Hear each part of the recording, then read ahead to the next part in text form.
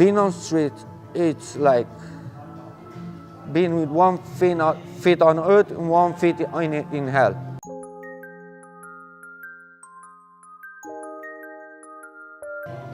In the first place, I want to say I'm Christian. I believe in God, Jesus, and the Holy Spirit. That's the first thing. That's the first thing for me.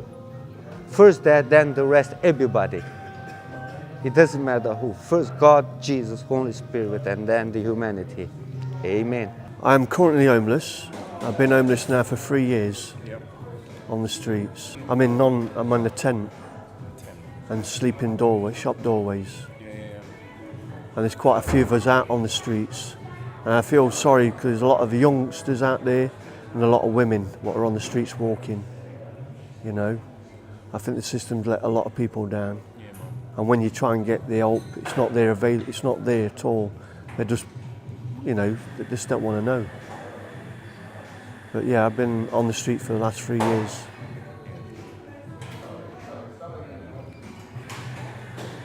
I suffer from depression, some mental health issues. I think when I cried for help when I first became homeless, I was frightened.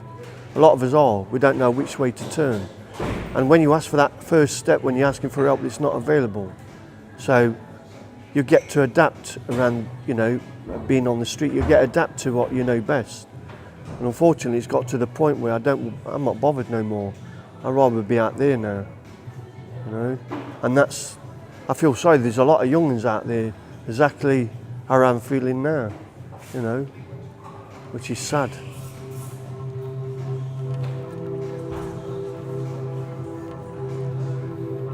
It's an odd subject to talk about, you know. I'd rather help people who are homeless than help myself. I don't like to see a woman walking the streets because, you know, things happen. I mean, we had a stabbing in a manual house last year, a female being attacked, and to me that's at the back of my mind. Who's looking out for these people? You know, the homeless are looking out, you know, for each other, and it's just a pity that the system's not there. You know, there's vulnerable people out there and they're not really bothered about them, you know. I nearly died twice sleeping in a tent. Hypothermia kicked in twice when the bad weather, the snow, and I pray, you know, I can't thank anybody, you know, for all the donations such as sleeping bags, you know, tents, to try and keep us warm and secure while the winter nights, you know. When the blizzards were here, I was nearly freezing to death, you know. It's like I say, there's no hope out there. I mean, there should be, you know, an organisation there to help young homeless people, you know, because at the moment they feel worthless. If there's something there, you know, somebody could offer them something there, like there's going to be a future for there, and help them maybe get a job out of it and stuff, you know, they'll feel a lot welcome, you know, proud. It might have a future for themselves, but there's nothing there, mate. There's nothing. If there was something like that for when you first come homeless, you know, that would be a nice stopping point. If there's some security where somebody can come along and give them a temporary accommodation and also supporting, try and get them into work or a course. Tell me a little bit about yourself. Well, at the moment, I'm unemployed, but you know, my homeless part of me is behind me now. But you know, I still am a bit vulnerable because I'm on a low income and I've got to be able to manage. It's always going to be difficult with employment, really, because I don't have any real qualifications in life, and well, I'm going on a course in a few weeks to try and get a forklift driving license. It's going to be funded by me doing some other courses at Learn Direct, and then they pay for it. The isolation is the big key, you know, because in those situations of isolation, they don't really think things out for their own selves. They're always coming up with the answer of negativity. And it's a human response, really, that you do that. You just get yourself in the position where you don't know what to do. You think it's always going to turn out the way you think it, and nothing's happening. And next thing you know is time's gone by and you're in the same situation.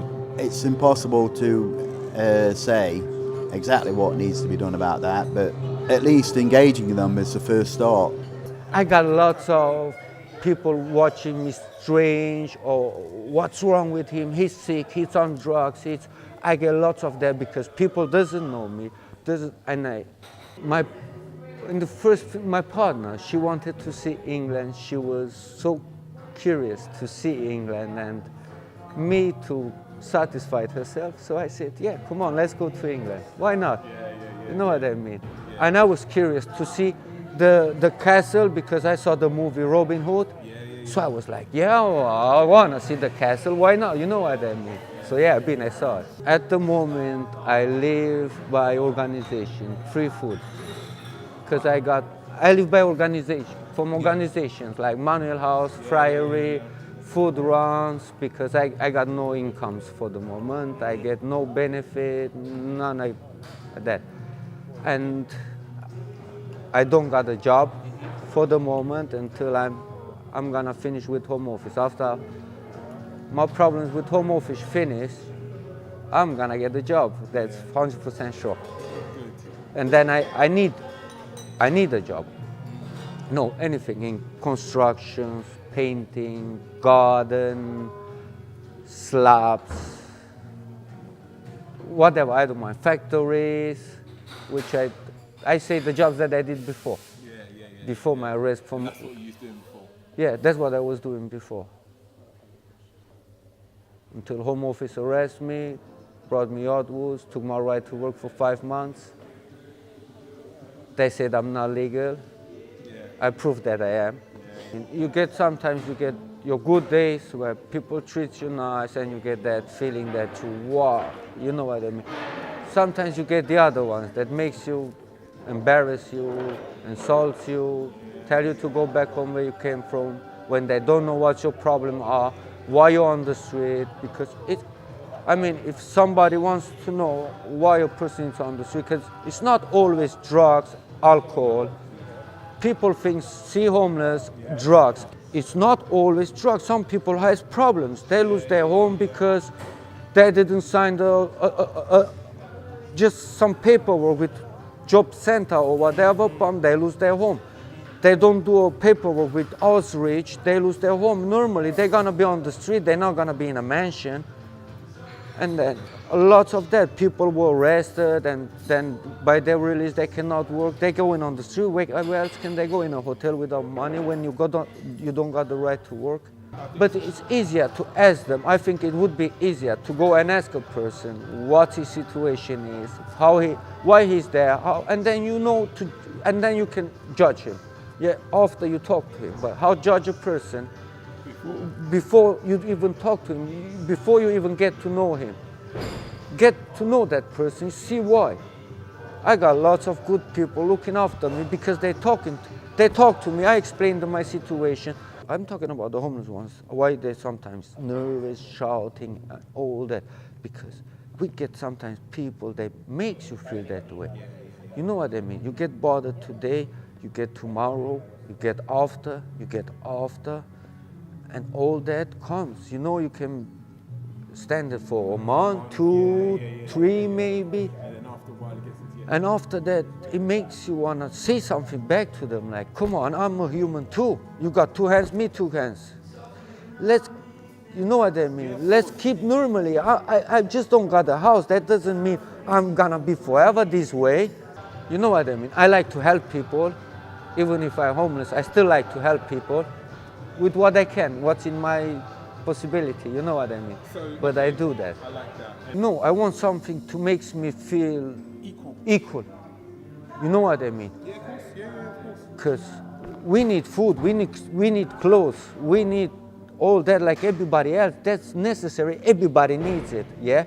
But for a homeless person, necessary is an equal person to talk to explain to him things that he doesn't understand. When I saw people that in 2 weeks they got on drugs. They were not on drugs, in 2 weeks they get on drugs. Being on street, it's like being with 1 feet on earth and 1 feet in hell. And then they get on drugs just to forget about the problems. They don't do it because they like the drugs. They do it because they want to forget about the problems. They smoke that mamba that knocks them out. They know it knocks them out, but they stay for hours knocked out. They don't see no problems. I don't say it's good. It can kill them. It's not in that way. You know, it's not in that way. Well, I do get a partial discount off my council tax That's good. and housing benefit for rent. Yeah. So without that, I would just be like not be able to live anywhere. But that's a normal circumstance when you're on job seekers and low incomes and that. You can always get housing benefit if you've got a property to go to. Yeah, it's not a lot of people do. They forcing people into shared accommodation, vulnerable people in situations. That's why there's a lot more homeless people, because they're refusing that sort of help. Because if you're vulnerable and you don't want to be put in a situation where you've got to share with other people, you know, we've never met in our lives before, want you to share in these shared accommodation, things happen. People get robbed, you know. I know people what's in these shared accommodations, and you got bullies in there what do take money from them, you know. And the council, to me, is just, they don't care. People just want their own place. That's why, you know, it'd be nice if there's jobs for them to go to, but the main thing is getting them into a proper, you know, secured property, you know. Because the shared accommodations is not working whatsoever. It's making the situation worse than what it really is. They're not getting to the root of the way, yeah, they're not getting the root of it. Well, if we can get it going, it would be fantastic, because there's a need for it. There's always going to be a need for it, because there's going to be plenty of people going to need help. Most people actually at this time, they don't know where to go anyway to get any help. You know, it's like impossible to explain, but when you're in those circumstances, your brain isn't really working out things very well. You don't know, you know, and then next thing you know is another day's gone by. Also, apart from just raising up the money, you need to get other people on board. Like what we found out recently is a place called Clean Sheet. They will take on people with a bad criminal record, or not, you know, with criminal records, and give them an opportunity of employment. But there's other things out there whereby people can get some training, help them back into work, but them people need to be like focused, because they need to be the ones that really want whatever that training is. You know, you need to spend that money wisely by choosing the candidate and making sure that they're the one that can complete the whole journey, not just saying it. They have to complete the journey, because somebody else could have had that money. So that's going to be one thing that's going to have to be a bit wise about.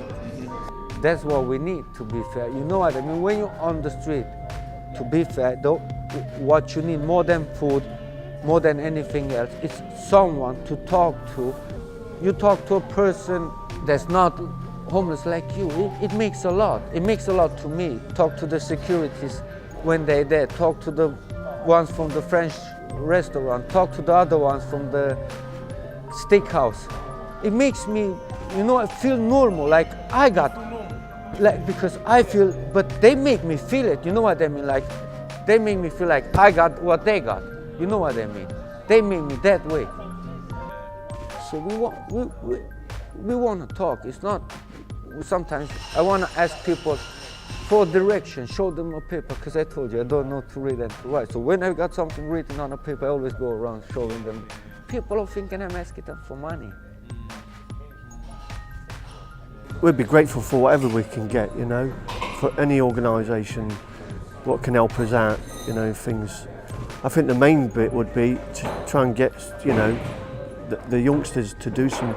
I think the majority of the homeless people would love to do something in their lives, but they've been holded back by situations of no fault of their own, but the way there's nothing there available for them, or the help that they need at the right time's not there.